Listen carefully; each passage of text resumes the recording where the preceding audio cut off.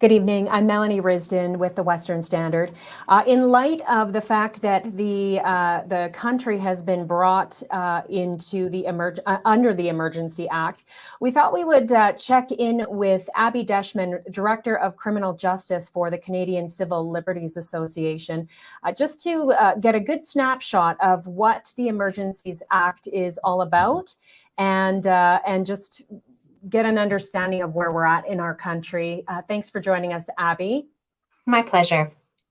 So why don't we start with the Emergencies Act and what that gives the government the ability to do? Yeah, so this is really an extraordinary piece of legislation. It authorizes the government to take a very concentrated power into the cabinet. So it gives a lot of power to the Prime Minister and the cabinet ministers to make very far-reaching orders in order to address national emergencies. The type of national emergencies that the legislation anticipates are things like war, pandemics that can't be managed by the province, very serious threats to Canadians' health and safety that can't be managed by the provinces using existing laws and legal powers, such that they are a national emergency. So it's really quite serious national emergencies. And if that threshold is met, it gives a lot of power to the federal government to enact orders that otherwise, that authorize activities that would otherwise not have been under current law. Right, and I understand that this particular legislation has never been invoked in Canada. It did replace the War Measures Act, which was invoked back in 1970 for the FLQ October crisis. But I mean, at that point in time, there were 6 people killed. There were actual terrorist attacks, bombings, kidnappings, and the like. So at that time, bringing in a War Measures Act seemed to make sense. But how is this, in your opinion, not fitting for what we're facing right now as a country? Yeah, so as I said, it really focuses, and you have the text right up there, on serious threats to individuals' health and safety that are national emergencies that can't be handled by the provinces under existing law. And right now, we certainly have many protests that are of national concern, right? They are impacting our borders. They are impacting many communities across the country. They are impacting international trade relationships. So those are national issues. But we are very concerned that it doesn't meet the threshold in the Emergencies Act of serious threat to Canadians' life or safety, and that the current laws, in many instances, are quite adequate to deal with the emergency. We've seen local police services acting under the laws and powers that they currently have, and very successfully managing the vast majority of protests across the country. That really, in our view, is not the type of national emergency that legally justifies the use of these extraordinary powers. And I will say on the War Measures Act, CCLA actually objected to the use of the War Measures Act in the 1970s during that FLQ crisis, because we did not think it was a national crisis. It was certainly a crisis in Quebec, right? There's absolutely acts of terror going on in Quebec. But again, we had a government that enacted a national emergency, and arrests and restrictions on civil liberties took place across the country. And in retrospect, that enactment of the War Measures Act in the 70s is now seen as a lesson of what not to do. It is now generally seen as having not been a legitimate use of emergency powers, and has led to really serious civil liberties violations for individuals across Canada at the time. And what is the biggest concern? What is the gravest concern with this being invoked now? Well, it's not individuals' rights and freedoms across the country, right? So the types of measures that the government says they're contemplating, and we don't have the specific orders yet, but the types of measures that they've talked about are extreme. So they've talked about seizing individuals' assets without a court order if those assets have been used to support protests or blockades. They've talked about freezing bank accounts of people who have supported the blockades. They've talked about restricting public assemblies, restricting travel to and from specific places.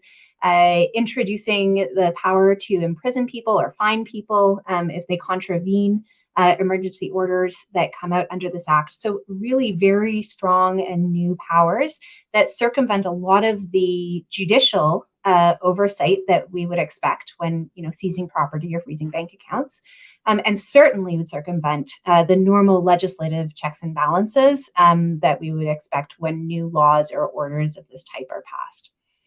Now, one of the examples that Justin Trudeau used when describing some of the initiatives that they will use underneath this act, one of them was talking about forcing businesses to produce services for the government, giving them no choice, such as the tow truck companies, who so far have been, reluctant to help support hauling away vehicles and protesters from locations. Right, and that's another aspect of this. We usually think about this type of activity in wartime, right? Commandeering a factory, or even in the pandemic, right? Ensuring that we have the PPE equipment necessary to confront a national public health concern. The fact that specific individuals are concerned about participating in law and order activities, it doesn't necessarily make it a national emergency. People should have the ability to decide where and how they provide services, and say whether or not they want to actually provide services to the government or to another company. So this is, again, a measure that would force people into actions that they may not otherwise be willing to take. And the government could pass law, right? The government could pass legislation that does all kinds of things through the normal legislative channels. It would take longer, for sure, than an emergency order, but it would be subject to at least the democratic oversight that we would expect in the normal course of a democracy. Now, speaking of that democratic oversight, this technically has not been put in place. It still needs to be voted on or brought in by the Parliament and Senate and Cabinet. Where does it sit until then? Yeah, so it has to be brought before Parliament within 7 days. But that doesn't mean that the government can't start putting in place orders under this current declaration. So it's actually an ex post democratic check. So the government gets to act first and then later go to Parliament and say, will you ratify this? Will you, say that this declaration of emergency meets with your approval? And the same thing happens with orders. They can pass specific orders under the Emergencies Act. And then within 2 days, they have to bring it to Parliament. And then Parliament does have the choice about whether or not they're going to ratify those orders. So this has a 2-day deadline, or I was understanding it's longer. Yeah, so this declaration of the emergency has 7 days before it has to be put before Parliament. The specific orders, which we still haven't seen, right? This is the general declaration of the emergency. They have to come up with specific orders. Those would have to be put before Parliament within 2 days. Okay. Well, I guess we will be watching this closely, and I'm not certain what recourse there would be for people who say have their assets frozen or their bank account seized, funds seized. I'm not sure how that works out. Is that a situation where people would need to, say, use the legal system to sue? What's the recourse for that? Yeah, no, there's no clear recourse set out in the law for people who are directly impacted. They would probably have to, you're right, start a legal case and argue that the order itself was illegal, wasn't authorized by the legislation, or was unconstitutional. So it does put a lot of onus, a significant burden on people who might be subject and impacted by these orders. And clearly, for the the Canadian Civil Liberties Association, a group that fights for rights violations, this is concerning. Yeah, absolutely. We have thousands and thousands of protests across this country every year. The vast majority of them are nonviolent, peaceful protests. Many are disruptive, right? Locally disruptive, and sometimes intensely nationally disruptive. Uh, but that's core democratic activity. To think that we are going to invoke a national Emergencies Act in response to what in many communities are nonviolent but disruptive protests is deeply concerning. And it's not about the subject matter of the protest, right? Nothing in this law specifies that it's the trucker convoys or these specific protests that the law applies to. This is a broad law with national application that applies to blockades. And it's a concerning breadth of law right now, and it's a very concerning precedent that's being set about how governments respond to protest. Absolutely. Concerning for all Canadians, I would think, and the threat or the risk of this becoming a slippery slope, I would assume. Right. We've now lived through a pandemic where emergency orders have been somewhat normalized. If we think back to the beginning of this, it was really unprecedented to see a series of emergencies, states of emergency being declared in each of the provinces. We have now, many of us, lived under some version of the state of emergency for 2 years.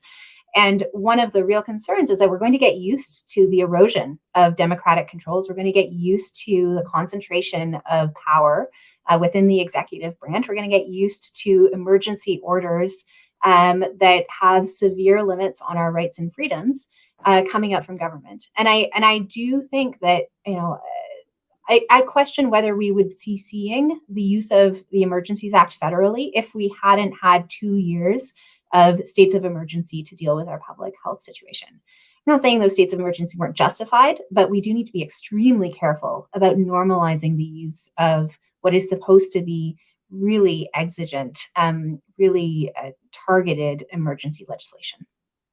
Well, absolutely. And the Western Standard reported just today, too, that the Coutts blockade had a seizure of weapons, a cache of weapons that the protesters, the main organizers for the blockade, knew nothing of. They knew nothing of the people who were associated with those weapons. And as well, we're hearing reports coming out of Ottawa about the story where 2,000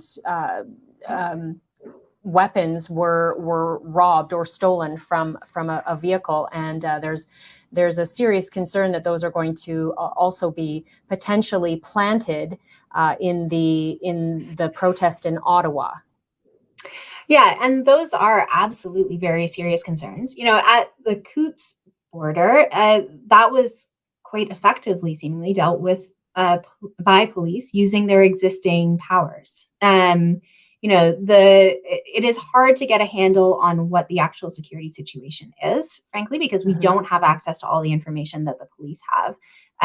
The situation in Ottawa, I think, is unique nationally in terms of the scope and scale and how embedded that protest is. But that one city cannot be the basis for a national emergency. The fact that we have had concerns about violence, concerns about weapons at a few different sites doesn't mean that overall these protests are violent, and doesn't necessarily justify the use of emergencies legislation. We frequently see protests that have a few people, or even a couple hundred people out of a protest of 10,000 that engage in property destruction and violent acts. And when that happens, at least we are very clear to stand up and say, the actions of a few cannot cancel out the freedom of expression and peaceful assembly rights of the many, many, many thousands of people that gathered there to peacefully express their views. Right. And that's what we're hearing from the organizers on both fronts, in Coutts and Ottawa, is that they stand for freedom, they stand for, and they're there protesting that peacefully. And I would, from all reports we're hearing from both groups, both camps, that they do not believe that the weapons that are being potentially associated with these protests, there are rumors that they're potentially being planted implanted, so that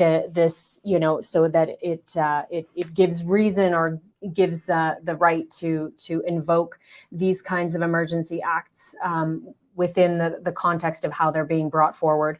So it's definitely unfolding as we go through each day, and we'll keep an eye on how this plays out. We'll also be obviously paying attention to hear the different procedures and policies that they plan to bring forward. As you mentioned, I think you called them the actions that they're going to bring forward, or the emergency orders. The orders. Yeah, the orders. Thank you. So we'll be paying attention to that for sure. And the Prime Minister has mentioned that these will be geographically targeted. They will be timely and short-lived. So I guess we will also be watching that. So Abby Deshman, Director of Criminal Justice at the Canadian Civil Liberties Association, thanks very much for joining us and for shedding a little bit more light on the Emergencies Act that is now invoked in Canada. Yeah, my pleasure.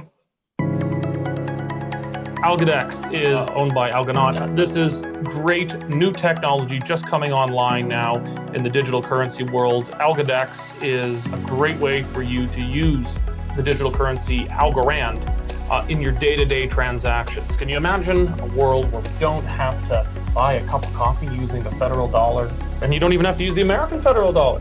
You don't have to use the euro or the pound sterling. You can use real money, digital currencies that are not at the beck and call of governments and inflation. The Algodex is making digital currencies usable in a day-to-day basis.